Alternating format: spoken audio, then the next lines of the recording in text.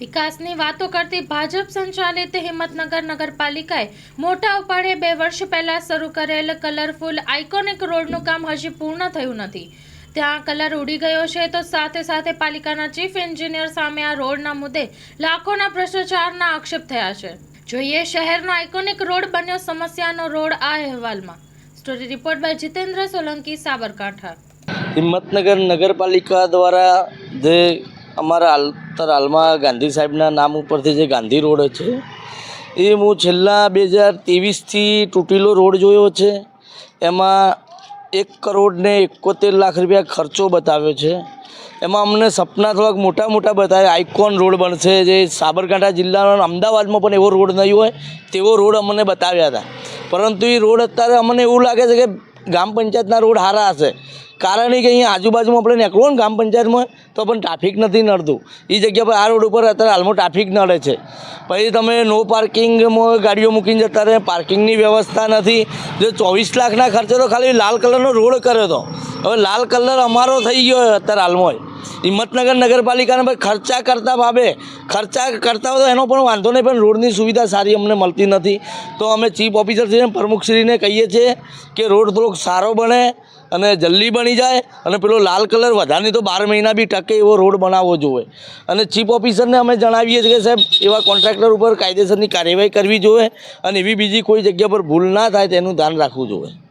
અત્યારે હાલ જિલ્લા ટાવર પુસ્તકાલયથી હનુમાનજી મંદિર ખાડિયા સુધીનો રોડ બનાવવા માટે વર્ષ 2023 19 જૂન 2023 1 કરોડ અને 71 લાખ રૂપિયાના અંદર 9.9% વધારેમાં કામગીરી આપવામાં આવી. આજે પોણા 2 થી 2 વર્ષ થઈ ગયેલ હોવા છતાં હજી સુધી આ રોડની કામગીરી પૂર્ણ થયેલ નથી. ત્યાંના વેપારીઓ પણ આ કામગીરી પૂર્ણ ન થવાના લીધે ધરના પ્રદર્શન પર પણ બેઠેલા છે, અને ખામીયુક્ત ડિઝાઇનના કારણે અત્યારે હાલ ગાંધી રોડ છે એ ગાંધી ગલી બની ગયેલ છે. આપ જોઈ શકો છો એ પ્રમાણે તમારે ચાલુ વરસાદે પણ રોડની કામગીરી ચાલી રહી છે. તો આના ઉપર વારંવાર અમો નેતા વિપક્ષ તરીકે રજૂઆત કરેલ, પરંતુ અહીંયા શાસક પક્ષ અને વહીવટી તંત્રની મેળાપીપળામાં કોઈ પણ વસ્તુ સાંભળવા તૈયાર નથી. એટલે ના છૂટકે અમે પ્રાદેશિક કમિશનર ગાંધીનગર ઝોનને લેખિતમાં અને ઈમેલ દ્વારા જાણ કરી ભ્રષ્ટાચાર થાય છે તે બાબતે.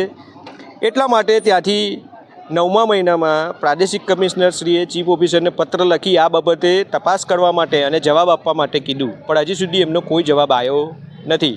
બીજું કે આના અંદર લાલ કલરનો રોડ જેના 24 લાખ રૂપિયા ખર્ચવામાં આવ્યા છે, એ લાલ કલર રોડ છે એ આપ જોઈ શકો છો એ પ્રમાણે બિલકુલ ત્યાંથી કલર ઉડી ગયો છે. નાગરિકોના ટેક્સના પૈસા શાસક પક્ષની અહમ અને જીદ પોષવા માટે પાણીમાં જઈ રહ્યા છે. એટલે અમારા વિપક્ષનું સ્પષ્ટપણે માનવું છે કે અત્યારે હાલ હિંમતનગર નગરપાલિકાના શાસક પક્ષ ભારતીય જનતા પાર્ટી ભ્રષ્ટાચારમાં ગળા ડૂબ છે. સરકારમાંથી મૂકેલા ચીફ ઓફિસર અને મુખ્ય ઇજનેર પણ એ લોકોના સાથે ભળી ગયેલ છે. નાગરિકોના જે ટેક્સના રૂપિયા છે પાણીમાં જઈ રહ્યા છે.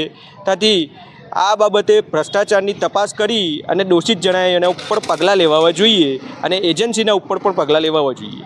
રોડ જે જગ્યાએ બની રહ્યું છે એ ભીડભાડવાળી જગ્યા છે, તેમજ એક વેપારી હબ છે સિટીનું, અને ત્યાં ઘણા બધા વેપારીઓની દુકાનો આવેલી છે.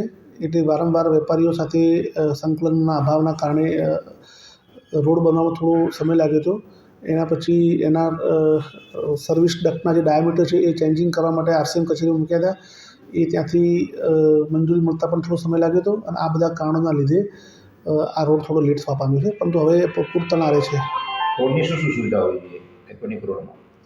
આઇકોનિક રોડમાં સુવિધા ઘણા પ્રકારની હોઈ શકે, જેમાં સારું લાઇટિંગ હોવું જોઈએ, એની સાઈડની દિવાલો રંગીન હોવી જોઈએ, અથવા સુશોભિત એની ગ્રીલ હોવી જોઈએ. ઘણી બધા ફેક્ટર હોય છે. આમાં એક લાલ કલરનો કન્સેપ્ટ નગરપાલિકાએ લીધો છે કે લાલ કલર કરવો એમ રોડનો. રોડનું બજેટ શું હતું અને કેટલામાં પડ્યું? એ આશરે 155 લાખ આસપાસનું બજેટ હતું, અને 8 થી 9% એબો હતું, એટલે 180 લાખ આસપાસનું રોડનું કામ. અને જે લાલ કલર છે જે 24 લાખ રૂપિયા જેટલો કલરનો ખર્ચ જે કરવામાં આવ્યો છે, કલર ઉખડી ગયો છે, એટલે જે ડિઝાઇન છે એ પણ ભ્રષ્ટાચાર થયો છે એવું વિપક્ષ પણ કહી રહ્યું છે. ના, એ વિપક્ષના આક્ષેપો પાયા વિહોણા છે. રોડ સંપૂર્ણ ક્વોલિટીથી અને એકદમ સારી ક્વોલિટીનો રોડ બનેલો છે, અને સરકાર નાણાંનો સદુપયોગ કરેલો છે. વરસતા વરસાદમાં તો રોડ આપણે બંધ રાખ્યો હતો, પણ જેમ જેમ વરસાદ બંધ રહેતો હતો એમ સમય મર્યાદા પૂરું કરવા સારું આપણે આ રોડ વરસાદના સમયગાળા દરમિયાન ચાલુ રાખ્યો હતો. અને લાલ કલર અત્યારે છે, છતાં કંઈ આપણી કહો છો એ મુજબનો હશે તો એ નિયમસરની કાર્યવાહી કરવામાં આવશે. કેટલા મીટર લાંબો રોડ બનાવવાનો? રોડ આશરે 300 મીટર જેટલો છે. 300 મીટરના 2 કરોડ રૂપિયા ખર્ચી નાખે.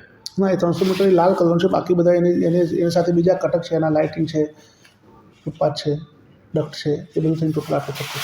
હજી થાંભલા પણ રોડ પર વચ્ચોવચ્ચ છે, ટ્રાફિકની સમસ્યા છે, વેપારીઓ પણ ત્રાહિમામ પોકારી ઉઠ્યા છે. હા, હજુ હજી 2 વર્ષ પૂરા થયા, હજી કામ કરવાનું નથી આવ્યું. હજુ સંપૂર્ણ પૂરું થયું નથી, પરંતુ હવે ફાઇનલ તબક્કામાં છે. જે એના પોલ છે, પોલની ડિઝાઇન બી ચેન્જ કરી છે અને પોલનો ઓર્ડર બી આપી દીધા છે. જીબીમાંથી કનેક્શન માટેની ફોર્મેટિંગ પૂરી થઈ ગઈ છે. એટલે હવે આશરે 10 મેક્સિમમ 10 થી 15 દિવસમાં રોડનું કામ પૂરું થઈ જશે. કન્સલ્ટન્ટ એજન્સીને આપવા બાદ કન્સલ્ટન્ટ એજન્સીએ એમાં રોડની કિંમતમાં ઘટાડો કરવાની જગ્યાએ 7 થી 9% વધારો કર્યો છે.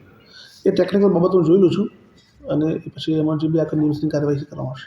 વિપક્ષ કહી રહ્યો છે કે કન્સ્ટ્રક્શનને જે રોડ છે તેમાં ઓછું બજેટ હોવું જોઈએ, તો આ બજેટ 9% વધાર્યો તો આમાં કોઈ ભ્રષ્ટાચારનો પણ કે આક્ષેપ પણ કર્યો છે કે આમાં એ થયું છે. આમાં શું છે, નગરપાલિકા ઓપન બજારમાં ઓનલાઈન પદ્ધતિથી ટેન્ડર આપતી હોય છે. એટલે જેને બી રોડ સ્થળથી જોયા પછી એમાં નિર્ણય લેવાનો હોય છે કે ટેન્ડર એબો ભરવું કે બિલો ભરવું. તો આ સ્થળથી જોતા એજન્સીને લાગ્યું છે કે 9% એબોથી એની આ રોડ સેટિસ્ફાય છે, એના રેટ એ રીતે ટેન્ડર ભર્યું છે. પ્રાદેશિક કમિશનર અને કમિશનરને પણ આ બાબતે ફરિયાદ કરી છે, તેને અહીંયા નગરપાલિકાને આપને પણ રજૂઆત કરી છે. હા, એ લેટર આવ્યો છે, એમાં જે બી ટેકનિકલ પાસા ચકાસી અને નિયમ થરનો એને જવાબ કરવામાં આવશે. કેટલા દિવસો આનું કરવામાં આવશે? બસ એ તો હવે કરી લઈશું 1-2 દિવસમાં.